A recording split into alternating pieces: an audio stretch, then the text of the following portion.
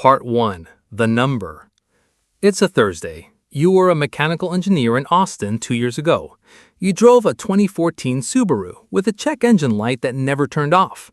You made $71,000 a year, and it was enough. You had a one-bedroom with a leaky faucet and a taco truck on the corner that started your order the second you walked up. Then the small tech company you'd put your savings into in college, the one your dad called the waste of a tuition check, went public and kept going and never came back down.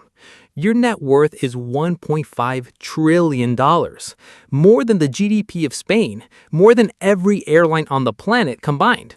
If you spent $2 million a day, you'd still be spending it past a year 4100. There's just one problem. Everyone knows.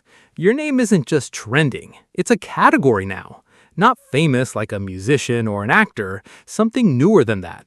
The kind of recognition where senators' offices call your assistant directly, where strangers wait outside buildings just to stand near something they can't quite name.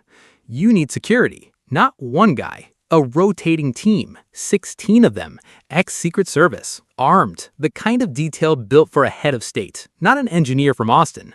You make one call. 2 days later, it's live. But your apartment is finished. The address leaked in 9 hours. Someone drone filmed your balcony. The leasing office is fielding calls at 2 a.m. So you buy land. 22 acres, a wall too tall to see over, a gatehouse manned in 3 shifts. You can't see the main residence from the road. $240 million. Your accountant doesn't even flag it. But land like that needs hands. A house manager, 2 groundskeepers, 3 chefs on rotation, a private physician on retainer, a cybersecurity team just for the perimeter, an assistant who now has an assistant of her own. Within a month, 74 people report to your property. You are protected. You are comfortable. Everything moves like clockwork. So you start spending. A private 777 reworked into a flying residence, $410 million. A stretch of coastline in French Polynesia. You commission a super yacht with its own submarine, its own operating room, its own screening room, $620 million. Nobody warns you about the next part. Your money grows faster than you can spend it. Sitting in the dullest accounts on Wall Street, your net worth climbs by tens of millions a day. You wake up richer than you fell asleep, having made 0 decisions. Security handled, property handled, staff, jets, land handled. All you want is a plate of tacos. Part 2. What money can't buy back. You want to go back to that corner in Austin? You call ahead. Your security lead needs a minimum 40-minute window for anything public. When you get there, the whole truck line goes silent. The owner's hands shake taking your card.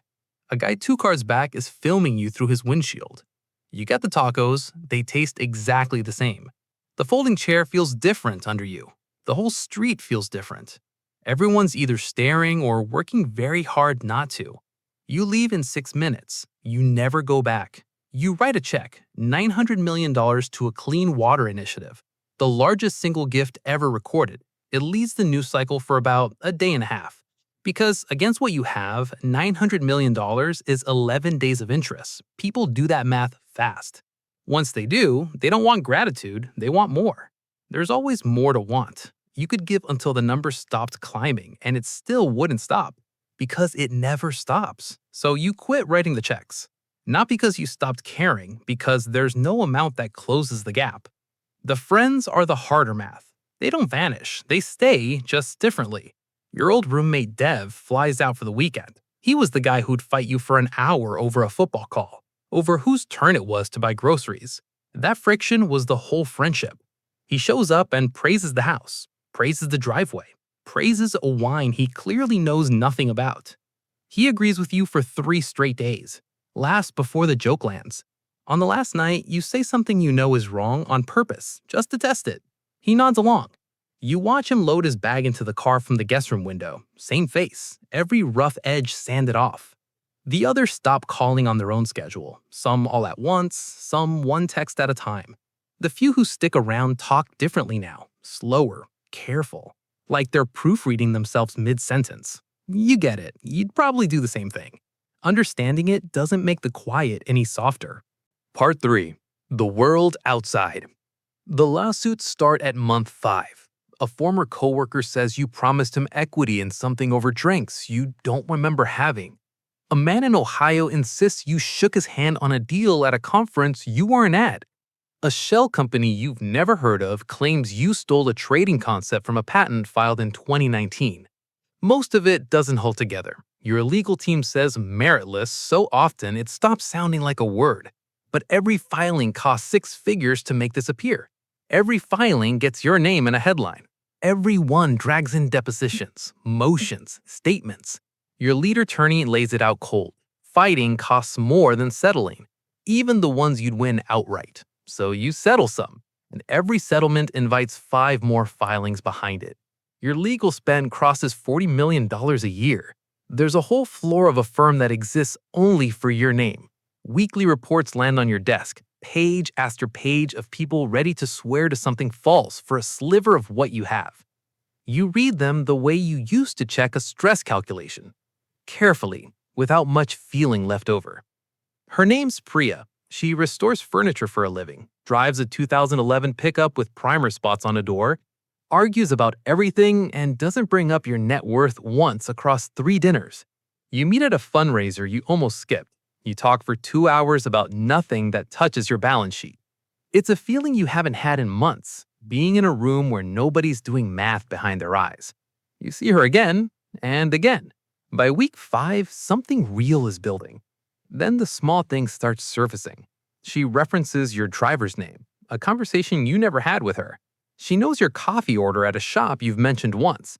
Tiny, disconnected pieces that stacked together mean she'd looked into you before that first night ever happened. You've sat with her for a week. Maybe it's nothing. Everyone searches everyone now. That's just how it works. But the question, once it exists, doesn't stop existing. It sits under every dinner, every laugh, every quiet moment. Is this real or is this rehearsed too? You don't ask her. You just stop calling. She reaches out twice, then she stops too. A gossip site runs photos 2 weeks later. Her leaving your gate, a source close to the relationship. She never talked to anyone. You know that for a fact. Doesn't matter. Her name's out. Her workshop, her street, her face. Strangers start messaging her, some of them ugly. She had an ordinary, unbothered life before that fundraiser. You ended it just by standing next to her. Your team drafts a statement, your lawyers fire off letters. None of it undoes anything. You send her one message, an apology. She reads it, nothing comes back. Part 4. The family. Your dad calls on a Sunday, same voice he's always had, asks if you're sleeping enough, tells you about a woodpecker tearing up a shed. For 10 minutes, your shoulders come down and you forget almost completely what your life is now.